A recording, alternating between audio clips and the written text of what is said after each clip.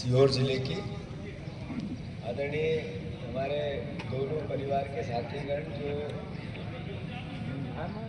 यहाँ पर सह प्रभारी हैं, हमारे यूथ कांग्रेस के NSUI के महिला कांग्रेस ब्लॉक कांग्रेस मंडल सेक्टर सभी अलग अलग बूथ के कार्यकर्ता जो बूथ पर BLA और BLO बने थे, सब परिवार के लोग, मैं आप सबको खूब ढेर सारी शुभकामनाओं के साथ आप सबको चरणों में नमन करके आभार व्यक्त करता हूँ, आपका स्वागत करता हूँ।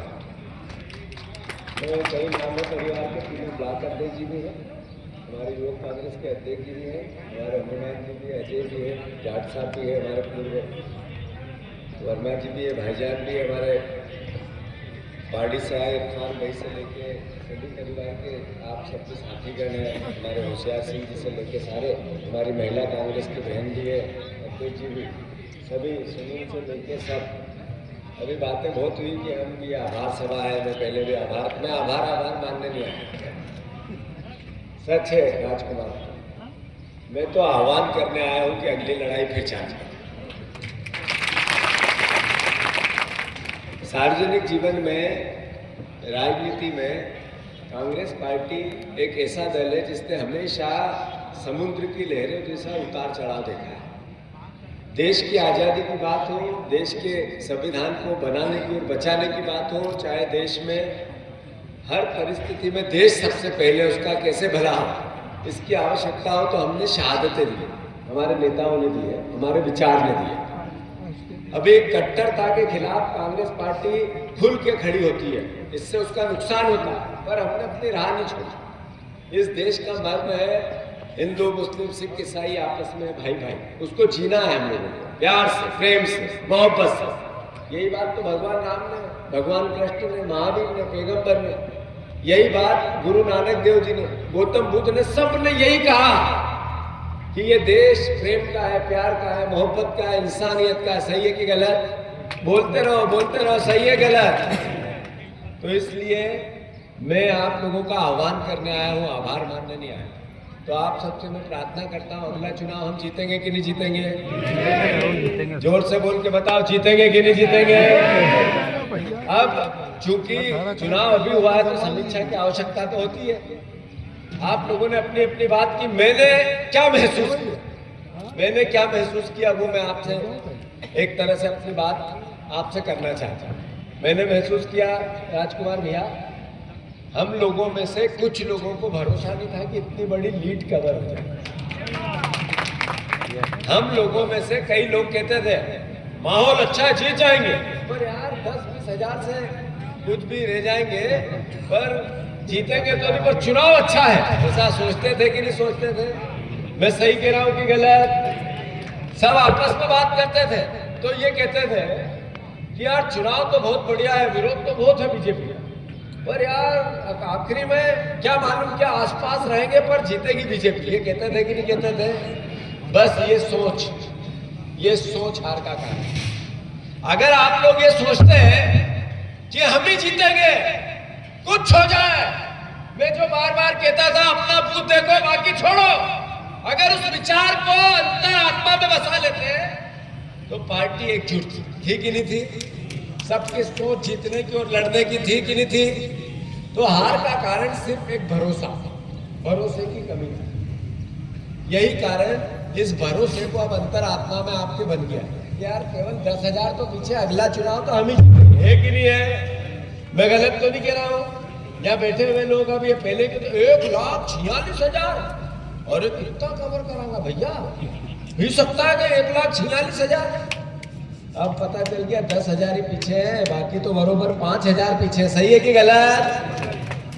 तो अगली बार क्या होगा? मैं इतना ही अनुरोध करना चाहता हूँ कि अब 7,000 वोट। राजकुमार भैया 4 साल बाद चुनाव नहीं है विधानसभा। हनुमान जी, अजय, ये ब्लॉक अध्यक्ष, जितने मंडल और सेक्टर अध्यक्ष, 4 साल बाद नहीं है विधानसभा का चुनाव। पंचायत और नगर पंचायत का चुनाव विधानसभा का चुनाव है, याद रखना ये बात। और पंचायत के चुनाव में कांग्रेस पार्टी एकजुटता से लड़ो। मैं आपको भरोसा नहीं दिला रहा, मैं वचन दे रहा हूं कि अगर आपने पार्टी का चुनाव समझ के पंचायत के चुनाव लड़े, जनपद के लड़े, जिला पंचायत के लड़े, नरसुल्लागंज की नगर परिषद के लड़े, तो विधानसभा तो शिवराज जी अभी कोई कह रहे थे कि शिवराज जी को राजू ने बोला कि शिवराज जी का लड़का लड़ेगा तो वहां सोचे विदिशा से लिख लो कोरे कागज पे लिख लो।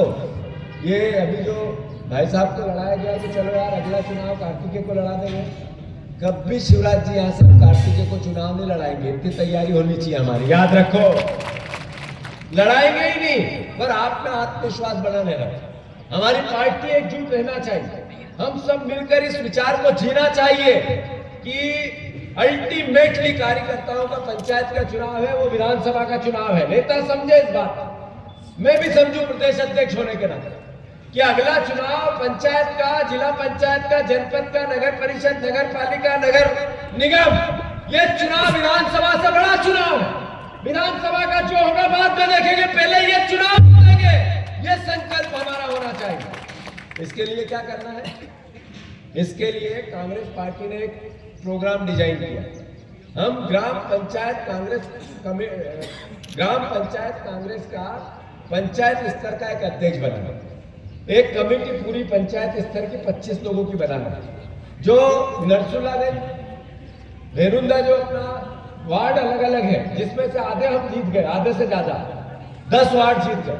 यहाँ पे वार्ड अध्यक्ष बनाना, वार्ड अध्यक्ष के साथ साथ मोहल्ला 30-35 घरों पे एक मोहल्ला कमेटी और उसका अध्यक्ष बनाना।